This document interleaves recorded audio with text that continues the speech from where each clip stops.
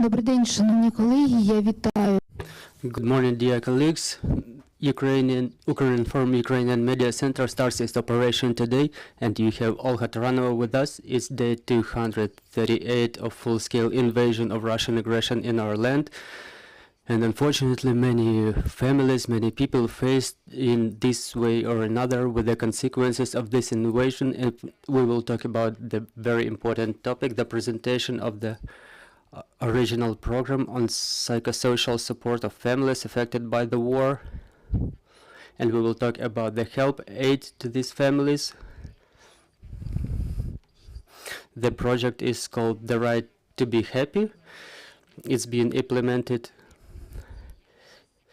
by the Yermiz Center for Rehabilitation and Rehabilitation. I want to introduce our guests today. It's Olga Pletka, the author of the program, psychologist, Iryna Makuha, representatives of the participating family, Oleksandra Beleninnik, psychologist, and Olga Halchenko, a representative of International Renaissance Foundation. Dear guests, let's start with you, Mrs. Olga. Can you please tell us more about the project, its purpose, and how it operates right now? The project was founded based on the author program that we implemented based on the reasons how to rehabilitate the children. The war is in progress within the last 8 years, and children grew like twice or thrice, and they don't know other life, they don't know peaceful way of life, and we had to accommodate them to the peaceful application of life process. And unfortunately lockdown started and we were unable to implement the program, and upon the beginning of the full-scale invasion, and when the country was inflamed by war and we were faced more horrors of war, and the number of affected people grew tremendously, we can say that there is no single person in our country who wouldn't have been affected by this conflict, which grew into a full-scale war. And nobody knows how long is it gonna last. Still, for the time being, we have a lot of children who belong to vulnerable parts of the populace. They cannot cope with the situation by themselves. They cannot grow up enough to understand what's going on. They need more attention from their parents. Even the parents don't understand what's going on with the kids. And it's important that this support has a complex nature. They find themselves in a friendly environment.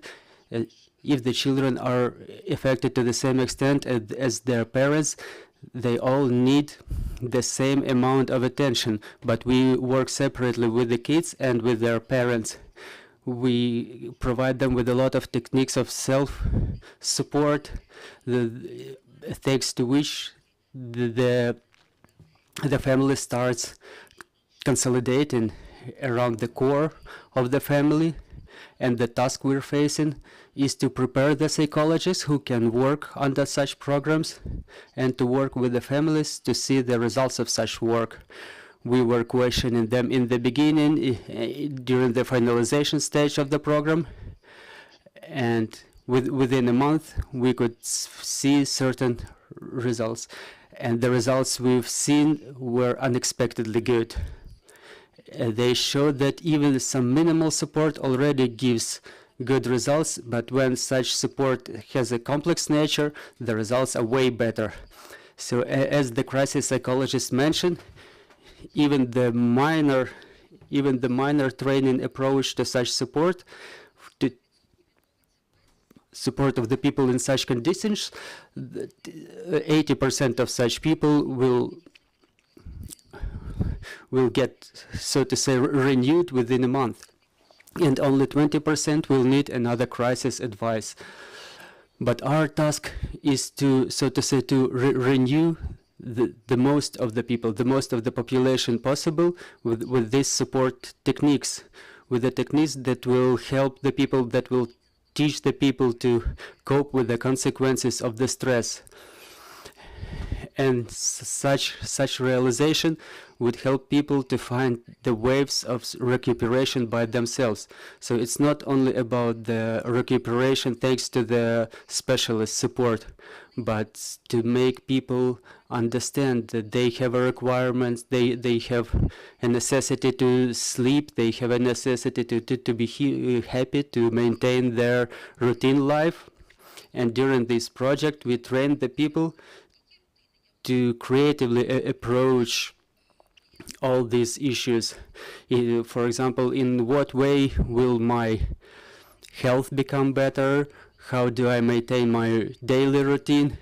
How to pay attention to your health, and why, for example, I do not pay attention to my health. And it gives better realization of how to live your own life. And you know, it's the ripple effect of the stone thrown into the water. So we want this ripple to spread more and more and give people more hope and more inspiration for renewal, for creativity. Because any creative ways of any creative activities, they give us more resources. They help us see the situation from a different vantage point, and even to learn something new, even under the conditions of the terrible war. Because creativity and stress resistance are the qualities that are the characteristics that everybody has to develop, because it helps people to support themselves. Their resilience, it provides with elasticity of the psyche, so to say. There is flexibility, and in the end of the project we will provide you with the results. And as I mentioned already, we didn't expect the results to be this good. Miss Oleksandra, who can get involved in the project? Is it still possible to get involved in the project? What were the results you've obtained? What's your vision of how it goes on? Was the progress what's your estimates of the results with the people with families you work with? I have to mention first of all that this project is unique because both specialists and adolescents and the children and their parents all together have opportunity to take part in this project. And when they study, when they train together, or when they train in the groups separately, they finally start talking to each other. They eventually start understanding each other. They start realizing that they find themselves in a stressful situation, and that's why the project is so classy, that it enabled us as the specialists to work with the other specialists to learn new techniques, to train new methods.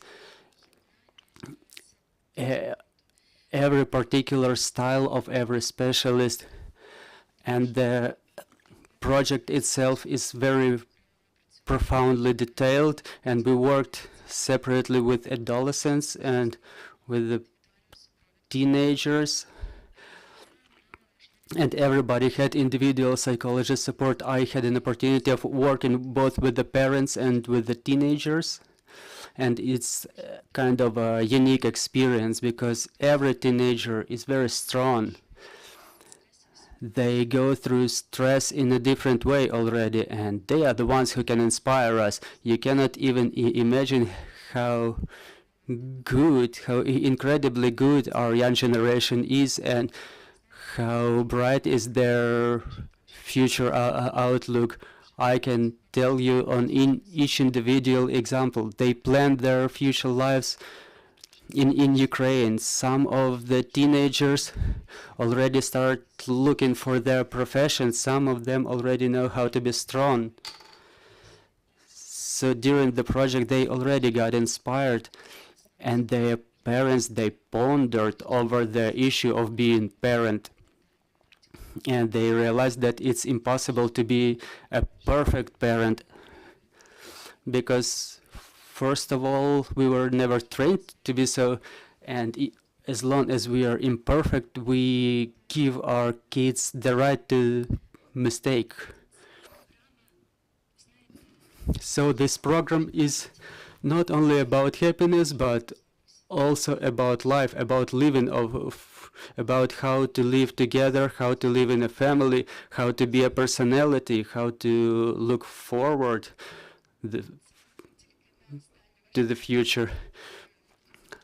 I think I only answered your last question, but it was utterly important for me to say this. So if anybody sees any program of this kind, parents, teenagers, please go there. It's precious. It's very important to understand each other, to know each other.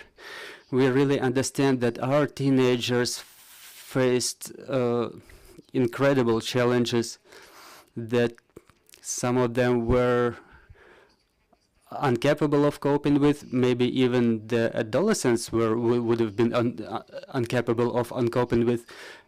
And now that the war is going on for the 9th year, so analyzing the people who get involved in the project and realizing the challenges faced by our teenagers, if we generalize it, what are the main issues they're facing, the main problems? The questions they were asking is how to cope with the panic attacks, how to understand what's going on with me personally. Is it normal that one thing or another is happening to me? Everything is normal, and as Mrs. Olga mentioned, we all act normal in this abnormal situation. How to plan your future. How not to feel guilty when the friends were left behind in occupation. And also our teenagers have their relatives left behind in occupation. How to live with this? Maybe those are the main questions. Maybe Mrs. Olga will add something. Also, the questions that parents had. For example, if I was twice relocated, how do I find my place in life? Or for example, if I have survived in Azovstal and the rest of the guys didn't, the guilt of the survivor. Those are common humane questions, like how to live in these conditions, in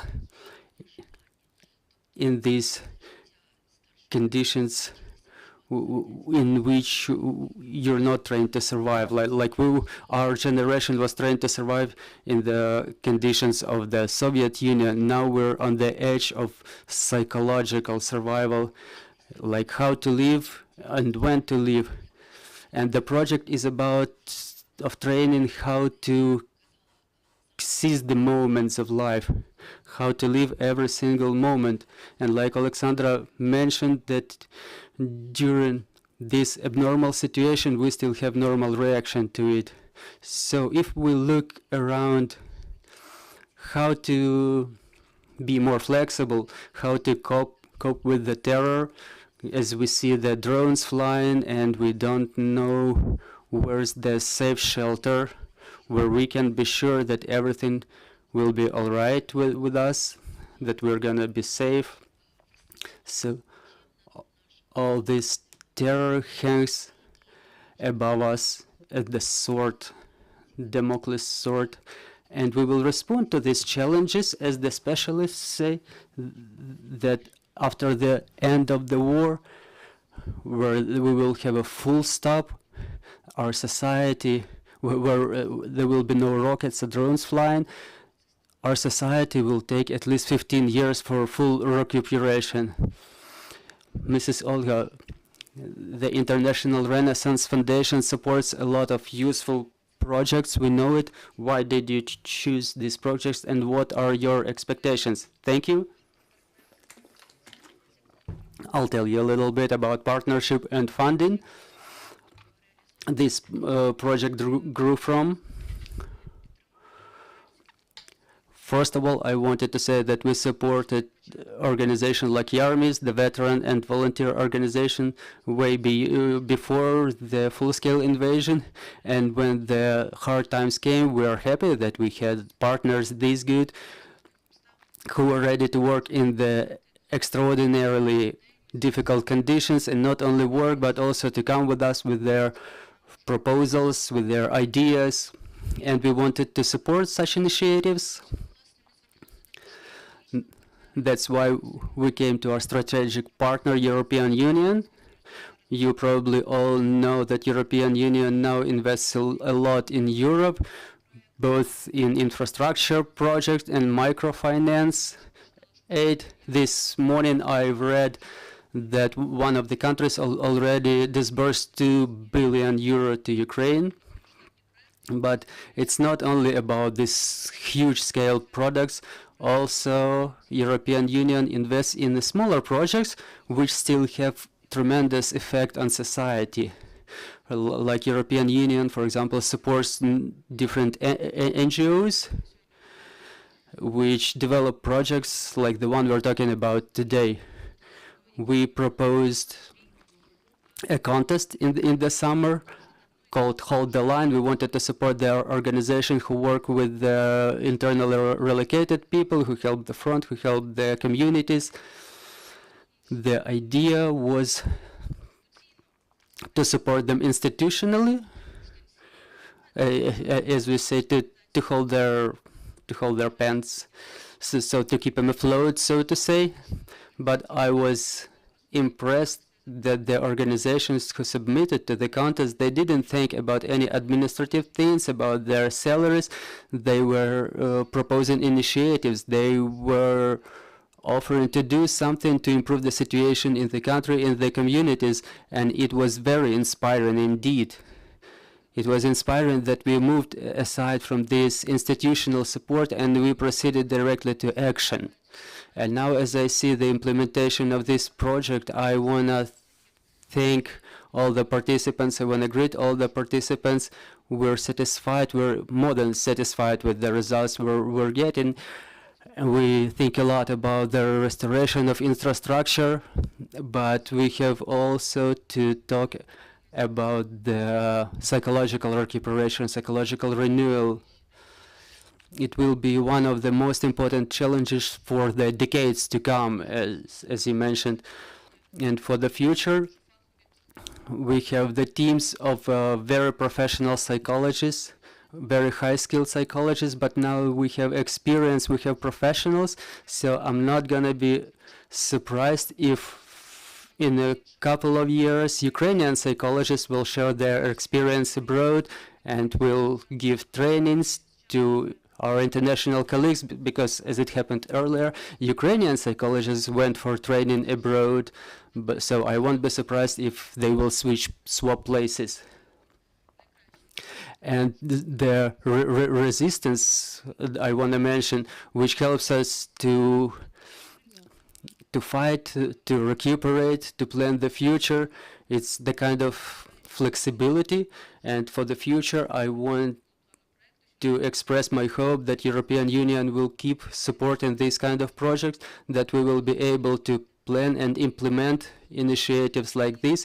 Maybe not only Yarmis, not only Kyiv, maybe other organizations and other regions will be covered too. We're working on that. Thank you, Mrs. Olka. Let's talk about the mechanism of realization of the project itself. What's its geography? Who can get involved? How many people are already involved? And what are the plans for the future as we realize that the program is already developed and maybe approved by somebody? You can tell us about this now. And basically everything is ready to proceed. The program was approved in the 2020 by Institute of the Social and Pedagogical Sciences of Ukraine, and the revision it was going through, it was very assiduous, and it complies with all the necessary requirements. current pedagogical rules as to influence on the children and adolescents. So the program is legit and legitimate. It covers both young kids and teenagers and adolescents. Also, we have the programs for training of psychological specialists, but the requirements for psychologists are pretty high. The threshold is pretty high because we only accept the psychologists who already had some fundamental and essential training, and we were surprised that when we announced the selection, we had more than 10 applications per place. We have a very flexible and very mobile team now of a high-skilled specialist who went through a selection and through a process of work with the teenagers 8, 13, 14. And so they have a huge experience in this. So we can proceed to other initiatives with other age categories. And we had our supporters coming to us with an initiative to get involved with the people of the younger age. So we had survivors from Azovstal, we had survivors from Mariupol, people who were twice relocated, like from Crimea and then from Kakhovka again. Some of them survived imprisonment. We had people from Kyiv who spent their time in shelters, in the cellars during the bombardments. So all of these people, they were all affected by war. So there is no single family in so to say Ukrainian world who would not have been affected by the war generally. So anybody who has a desire to renew their psyche, to get restored, to recuperate, they can appeal to us.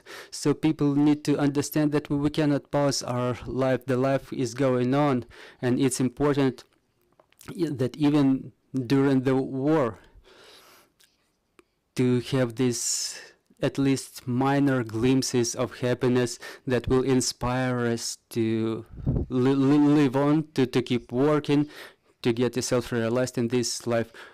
I propose our journalist colleagues to ask questions. Good morning, Ukrinform. First question.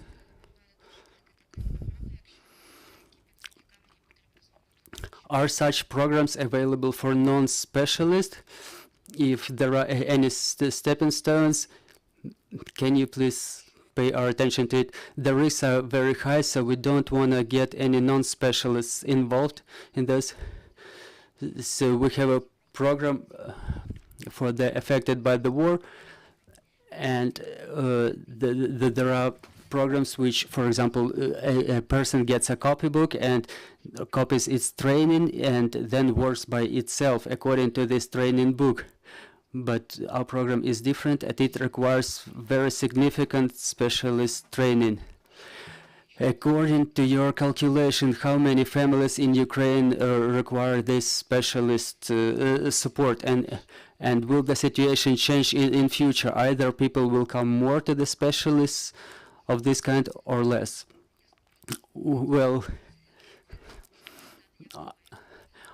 I cannot forecast the future to this extent, but after the year 2014, the psychologists became an integral part of the society. Before that, nobody actually was coming to psychologists, so that they were something like psychiatrists in people's understandings if they appeal to them. So it means that you're sick, something's wrong with me. But now the young generation is on the edge of becoming a different people rather than previous generations, that they have more modern approach to life. And this situation will also spread, so to say, to more rigid and conservative people of the older generations. They have a different approach of knowing themselves, of recuperating. But what I can tell you now is that we don't know how many people require help. It's the subjective feeling of a person itself. But in general sense, every family in our country requires specialist support, specialist help,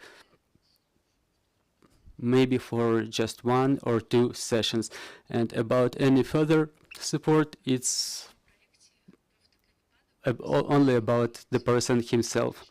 We had a case in practice when a teenager initiated the participation of his whole family in this project. He got his family involved.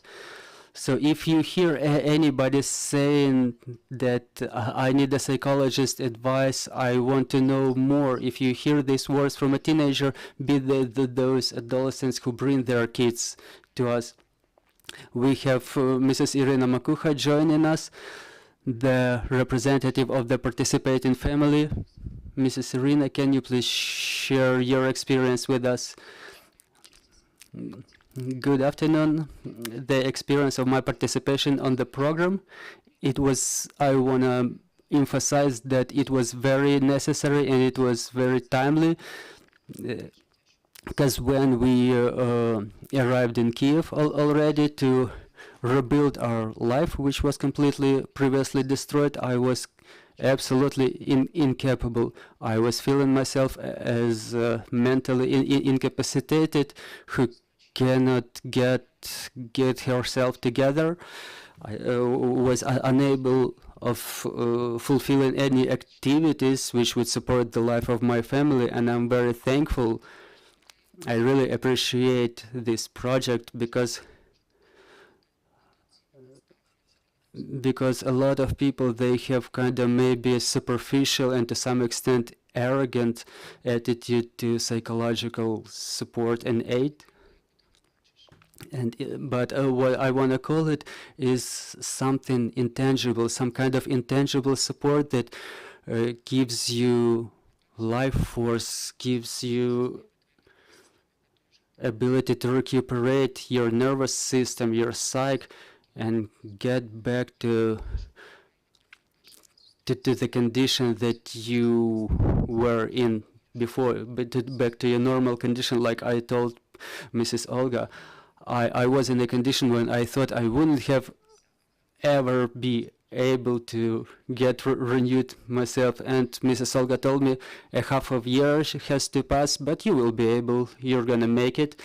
And I really see it works now.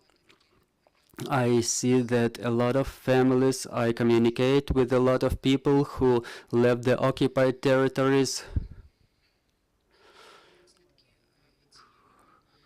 who became affected by this war.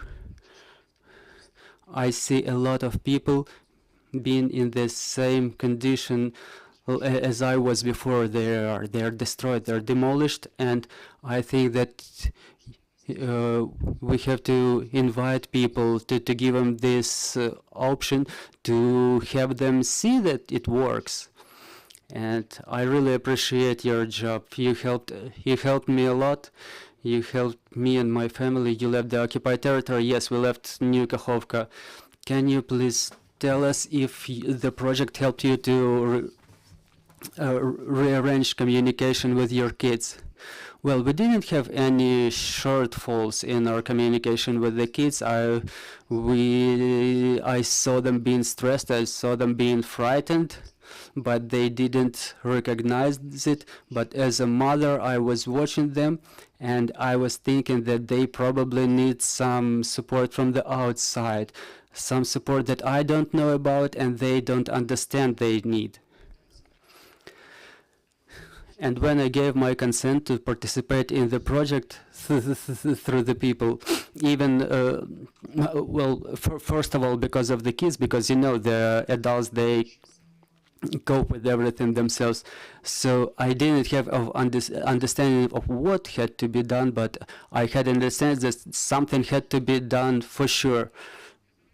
Miss Oleksandra, Mrs. Olga, maybe now you will be able to give some advice to the parents who are still hesitating Or as Mrs. Iryna mentions, they know that something has to be done, but they don't know for sure what exactly.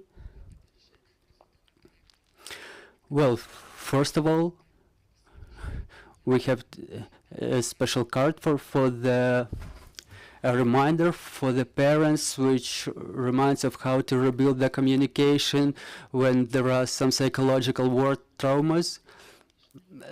You can find it on the Yermi's website. People can save it, can read it, print it out, and for everybody who wants to get involved, I want to remind that the first thing that we see our kids who are in need of some support, it's like in an aircraft. You have to put the air mask on yourself first. So the adult has to be strong. First of all, as soon as the parent starts rebuilding him or herself, the child will follow, because it can only be support for his child when a parent is strong, when a child can lean on a parent, and a parent doesn't fall under this stress. I can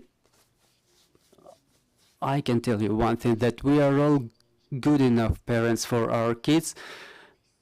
Maybe just for the reason that our kids, they don't have other parents. Maybe until the age of 8 or 9 years, the children see the parents as gods, and they learn everything from their parents. And only then they start realizing that the parents are the normal people. They succeed in something, they fail in something, and only when people get together and they start hearing each other and they can satisfy their psychological needs without losses or deficit for themselves, because there's a lot of sacrifice in what the parents are doing. So it's important to accumulate the resources, because if you share something from the deficit, the rebuilding of your psyche will take a lot of time, and it will not be of high quality. Our life is a gift, and you can only try it once.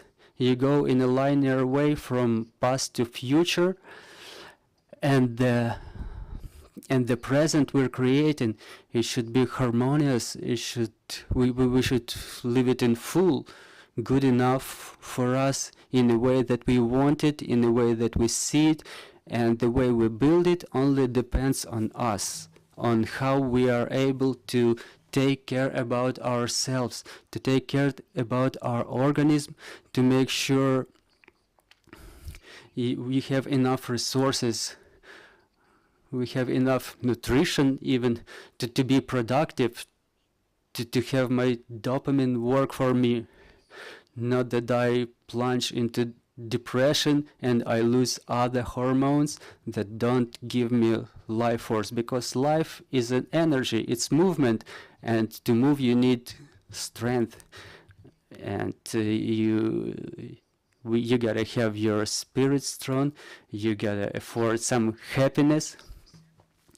Okay, training your kids taking care of yourself, training your kids to articulate their emotions and to have a quality talk, not like how are you doing, but something more profound, so that their conversation with parents is not like during school examination.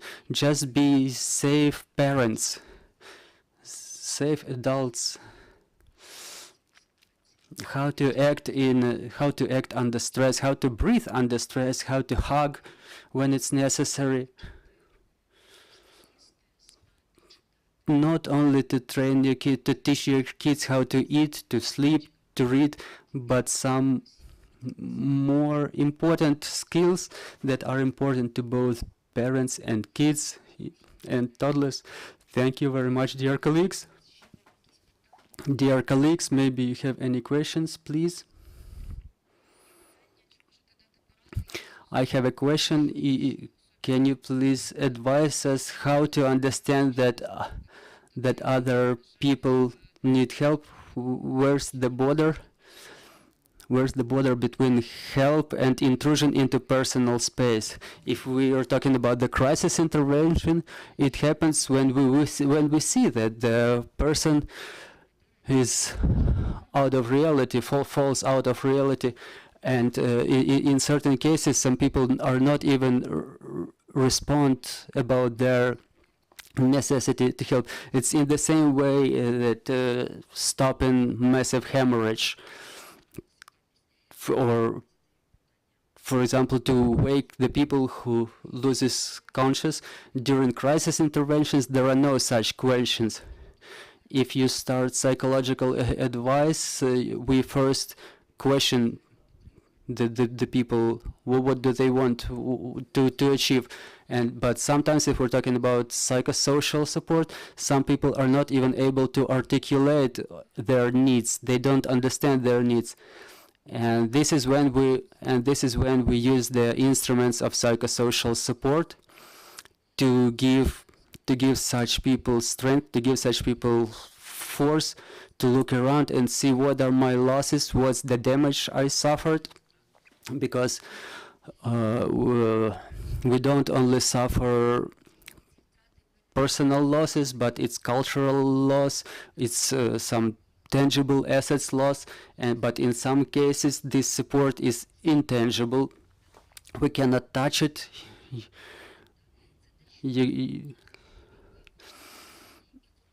This is something that supports us from the inside and which builds us as a personality, and such support is necessary so we feel ourselves people.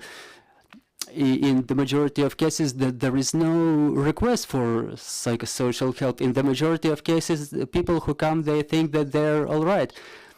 And it's our task as the specialists to inspire such people, to have them fumble the way to go through. I would also like to help as the recipient of such kind of support. I was that person who didn't need anything, who was completely all right. So you have to invite. The invitation was something that worked for me. I was looking at my kids and I was realizing that they need some help, but I didn't know what exactly. And when I was invited, I just came to see what's going on.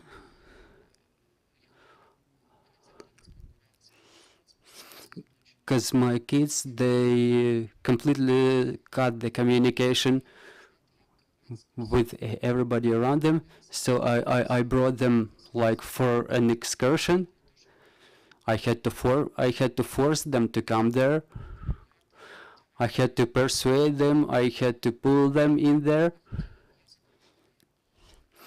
And the outcome, I'm happy, and the children, they remember it with gratitude. So yes, you have to talk about you have to invite, and you have to talk about the advantages. Just a couple of words. As we started the project, the big risk was that nobody would come because everybody's all right, nobody knows psychologists. Yes, I was afraid that we would not have the audience, we would not have people who need this help, but I wanted to thank Yarmis for their proactive positions, that they were knocking the doors, they were inviting people, they were looking for clients, pulling them in, getting them involved. It's necessary to get involved, to engage people. Thanks. Thank you. Thank you, friends, for your interest for this important subject. Thank you for joining us, for sharing your experience and techniques.